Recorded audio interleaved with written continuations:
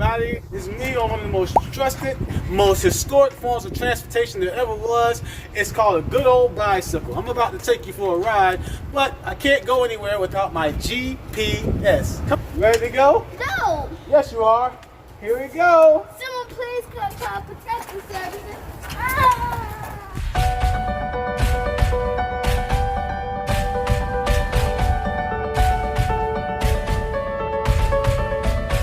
Hey everybody, and welcome to another episode of A Blind Guy His wife. and Their Life. A lot of people have questions about what is one of the toughest things I had to deal with as someone who lost their sight. And I always tell them it was the loss of my ability to travel independently, especially the day they came to snatch my license from me, Laquita. So today we're going to talk about paratransit services that I use to get around, how I register for it, how I schedule and manage that paratransit system. Let's take them for a ride. All right, you can never go anywhere without your GPS. So here's my GPS.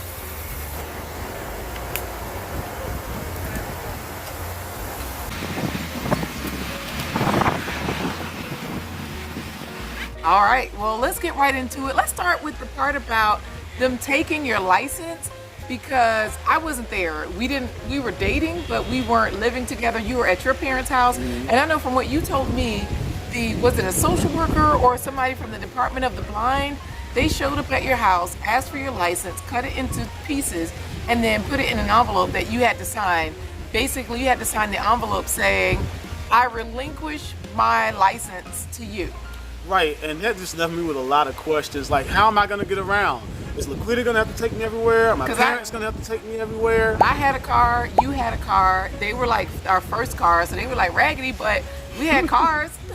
Yes, we did. Yes, I beat up 81 Citation called Daddy Lou. That was my Chevy Citation. I loved it to pieces, and that got towed away too. So, yeah, that was a tough moment, real tough moment. But another caseworker from the Department for the Blind and Vision Impaired actually helped me to get in touch with paratransit services. And you want to tell them what paratransit services are? It's an assisted way to get around town that's connected to the full bus line, but you don't have to go to bus stops. It's curb to curb service, so they will come up to your curb. They don't help you down the steps. They don't help you outside. They don't help you carry stuff.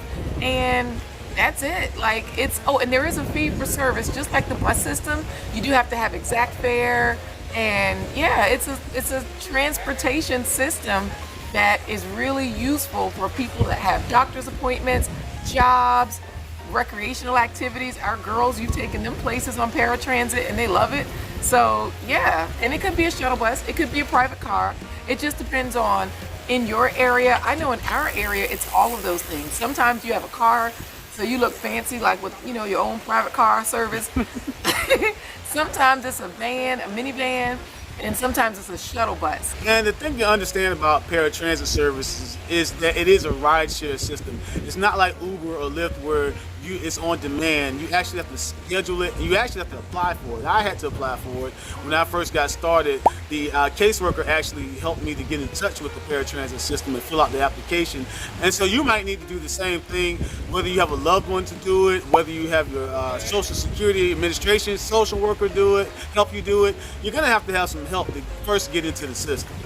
That's true, and you definitely need help initially. Some people can manage it after themselves. Like for you, since you can go online, your computer talks, and you can navigate the website, you can do it that way, or you can call it in, which you prefer, because when you call it in, they set up your appointment for you according to your schedule. Like you'll know your work schedule for the week, and you'll just set up, okay, Monday, Tuesday, Wednesday, I need to be picked up from here, dropped off here, and you'll schedule your ride to work and from work for that whole week, Right. The same thing, like if you had a doctor's appointment, you can do that, schedule your appointment. If you have regular recreational activities, so that's cool. But for you, when you call on the phone, they set it up, and then they give you a call 15 minutes ahead. Or what's the warning?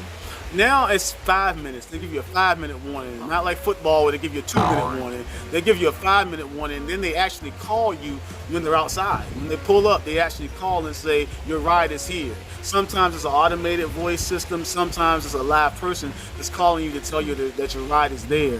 And like you said, as far as me scheduling on the phone, I have to do it the day before I need the ride by 5 p.m. So if I need a ride on Monday, I got to schedule it on Sunday before 5 p.m.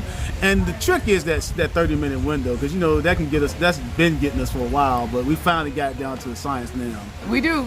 I think we do, because now I know that, okay, 15 minutes before or 15 minutes after is the time that they can show up. So if my ride is scheduled for 7:15, then they can come at 7 o'clock or they can come at 7:30.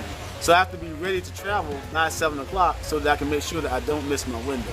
But think when they see like there's somebody else that cares about you in the home, then because the drivers kind of look out for you. I know they have notes in the system, so like for you, they have notes that you can't see. You need them to actually come out and meet you at the curb to direct you to the door. Right. And so that way, if somebody has like somebody with a disability or that's elderly, you know, they might look out for them too if they know, oh, they have this challenge or that challenge. I know they're not supposed to help you. Like if you got life-sustaining equipment like oxygen, feeding tube, ventilator, then you have to have somebody with you because they can't help you. They're driving and, you know. Yeah, they're not going to be able to reach back there and turn the pump on for your feeding tube or for your ventilator if it'll suction you out because your ventilator or your trach might get clogged up. So like you said, yeah, you have to have, they call it a PCA, a personal care assistant. Oh. And that person can be anybody in your family or friendship network, and you don't have to sign that person up.